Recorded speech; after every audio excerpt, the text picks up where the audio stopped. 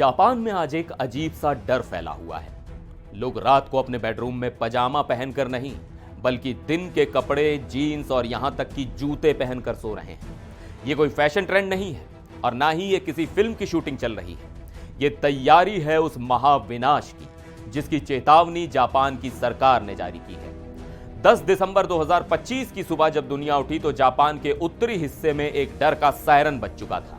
सोमवार को 7.5 तीव्रता का एक जोरदार भूकंप आया था और उसके तुरंत बाद जापान की मीटियोरोलॉजिकल एजेंसी ने एक शब्द का इस्तेमाल किया जिसने पूरी दुनिया के कान खड़े कर दिए। वो शब्द है मेगा क्वेक एडवाइजरी।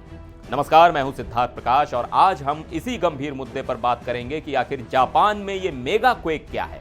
क्या वैज्ञानिकों को लग रहा है कि सोमवार को जो भूकंप आया वो सिर्फ एक ट्रेलर था? और सबसे बड़ा सवाल जो हर भारतीय के मन में है कि क्या जापान की इस हलचल का असर भारत पर पड़ेगा? क्या हमें भी किसी सुनामी या भूकंप से डरने की जरूरत है? तो बात शुरू करते हैं उस घटना से जिसने इस डर को जन्म दिया है।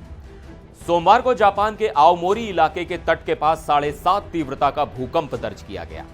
गनीमत यह रही कि इसमें नुकसान बहुत ज्यादा नहीं हुआ। कुछ इमारतें टूटी, सड़कें दरक गईं और करीब 34 लोग घायल हुए। अगर यह भूकंप किसी और देश में आता तो शायद तबाही मच जाती, लेकिन जापान का इंफ्रास्ट्रक्चर भूकंप झेलने के लिए ही बना है। लेकिन कहानी यहां खत्म नहीं होती, असल कहानी यहां से शुरू होती है। भूकंप आने के बाद जापान के अधिकारियों ने कहा कि यह भूकंप एक बहुत बड़े खतरे की घंटी हो सकता है। उन्होंने आशंका जताई है कि आने वाले एक हफ्ते के अंदर 8 या उससे ज्यादा तीव्रता का एक विनाशकारी भूकंप आ सकता है। आपको याद होगा साल 2011 का वो मंजर जब हमने समुद्र को जापान के शहरों में घुसते हुए देखा था। वो सुनामी जिसने 20,000 से ज्यादा लोगों की जान ले ली थी और फुकुशिमा न्यूक्लियर प्लांट को तबाह कर दिया था। वैज्ञानिकों का मानना है कि 2011 का वो 9 तीव्रता का भूकंप अचानक नहीं आया था। उससे ठीक 2 दिन पहले 7.3 तीव्रता का एक भूकंप आया था जिसे लोगों ने सामान्य झटका समझा था, लेकिन वो एक फोर शॉक था, यानी बड़ा भूकंप आने से पहले की चेतावनी। आज वैज्ञानिक डरे हुए हैं कि आओमोरी में सोमवार को आया 7.5 तीव्रता का भूकंप भी कहीं उसी इतिहास को दोहराने की शुरुआत तो नहीं है। इसी डर के कारण सरकार ने मेगा क्वेक एडवाइजरी जारी की है। अब जरा इस एडवाइजरी के मायने समझते हैं। जापान प्रशांत महासागर के उस हिस्से में बसा है जिसे रिंग ऑफ फायर कहते हैं। यहां धरती के नीचे की टेक्टोनिक प्लेट्स आपस में टकराती रहती हैं। जापान के नीचे मुख्य रूप से 2 बड़ी खाइयां हैं, जापान ट्रेंच और चिशिमा ट्रेंच। वैज्ञानिकों का कहना है कि यह नया भूकंप जापान ट्रेंच में हलचल का नतीजा है और यह वही जगह है जहां से 2011 की तबाही निकली थी। सरकार ने साफ कहा है कि अगला बड़ा झटका यानी मेगा क्वेक आता है तो नतीजे बेहद खौफनाक हो सकते हैं। एक सरकारी अनुमान के मुताबिक अगर होक्काइडो और सानरिकु के इलाके में यह महाविनाश आता है तो 30 मीटर यानी करीब 100 फीट ऊंची सुनामी उठ सकती है। ये पानी की एक ऐसी दीवार होगी जो सब कुछ अपने साथ बहा ले जाएगी। आंकड़े दिल दहला देने वाले हैं। अनुमान है कि इस मेगा क्वेक से करीब 2 लाख लोगों की जान जा सकती है। 2 लाख से ज्यादा इमारतें ताश के पत्तों की तरह ढह सकती हैं और जापान की अर्थव्यवस्था को 31 ट्रिलियन येन यानी करीब 198 बिलियन डॉलर का नुकसान हो सकता है। यह सिर्फ एक प्राकृतिक आपदा नहीं होगी, बल्कि यह जापान के अस्तित्व पर एक बड़ा प्रहार होगा। यही वजह है कि सरकार कोई भी जोखिम नहीं लेना चाहती। हालांकि वैज्ञानिकों ने यह भी साफ किया है कि इस महाविनाश की संभावना फिलहाल सिर्फ 1% है, लेकिन जब दांव पर लाखों जिंदगियां लगी हों तो 1% का जोखिम भी बहुत बड़ा होता है। जापान के आम नागरिकों की जिंदगी इस समय कैसी है, इसकी कल्पना करना भी मुश्किल है। सरकार ने लोगों से कहा है कि वो अपनी डेली रूटीन जारी रखें, काम पर जाएं, लेकिन हर पल भागने के लिए तैयार रहें। लोगों को सलाह दी गई है कि वो अपने घर का फर्नीचर दीवारों या फर्श से फिक्स करवा लें ताकि झटके आने पर वो गिरे नहीं। सबसे अजीब और सबसे डरावनी सलाह यह है कि लोग रात को सोते समय ऐसे कपड़े पहने जिन्हें पहनकर तुरंत भागा जा सके। इमरजेंसी किट तैयार रखने को कहा गया है जिसमें कुछ दिनों का राशन, पानी, टॉर्च और हेलमेट हो। सोचिए उस मानसिकता का जहां आपको पता है कि अगले 7 दिनों में कभी भी जमीन फट सकती है।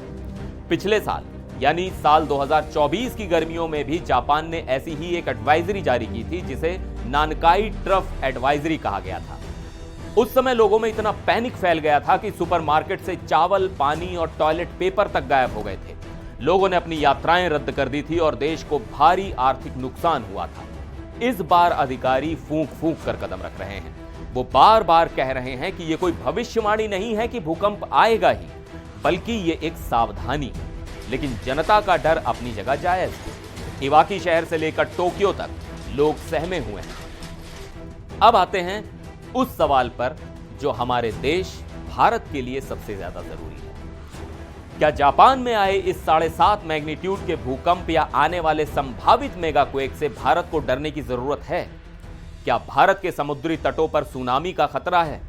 इसका जवाब थोड़ा वैज्ञानिक है, लेकिन समझना जरूरी है। जापान प्रशांत महासागर के बेसिन में स्थित है, जबकि भारत हिंद महासागर के बेसिन में है।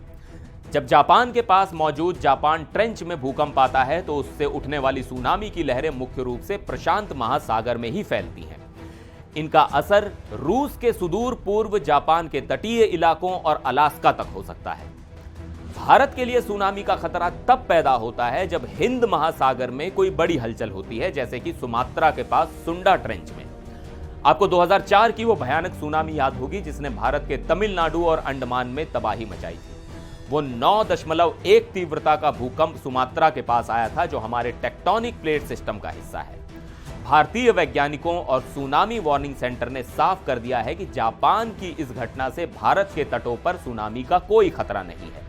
प्रशांत महासागर की लहरें हिंद महासागर में घुसते घुसते अपनी ताकत खो देती हैं, इसलिए भारत में पैनिक करने की कोई जरूरत नहीं है। हालांकि इसका मतलब यह नहीं कि हम आंखें मूंद लें। जापान की यह चेतावनी पूरी दुनिया के लिए एक सबक है। भूकंप कभी भी बताकर नहीं आता। जापान जैसे देश, जिसके पास दुनिया की सबसे बेहतरीन तकनीक और अर्ली वार्निंग सिस्टम है, वो भी प्रकृति के आगे बेबस नजर आता है। भारत के कई हिस्से भी सीस्मिक जोन 4 और 5 में आते हैं, जहां बड़े भूकंप का खतरा हमेशा बना रहता है। हिमालय का क्षेत्र हो या फिर हमारे तटीय इलाके, खतरा हमारे सिर पर भी मंडराता रहता है।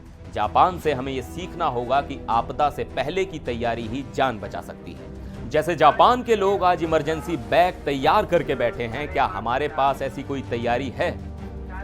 इस पूरे घटनाक्रम में एक बात तो साफ है कि हम इंसान चाहे जितनी भी तरक्की कर लें, प्रकृति की ताकत के आगे हम बहुत छोटे हैं। जापान इस समय एक बारूद के ढेर पर बैठा है, जहां कभी भी विस्फोट हो सकता है। हम सिर्फ प्रार्थना कर सकते हैं कि यह आशंका गलत साबित हो और 2011 जैसा मंजर दोबारा देखने को ना मिले। यह एडवाइजरी एक रिमाइंडर है कि हमारी धरती स्थिर नहीं है, यह लगातार बदल रही है और हमें इसके मिजाज के हिसाब से जीना सीखना होगा।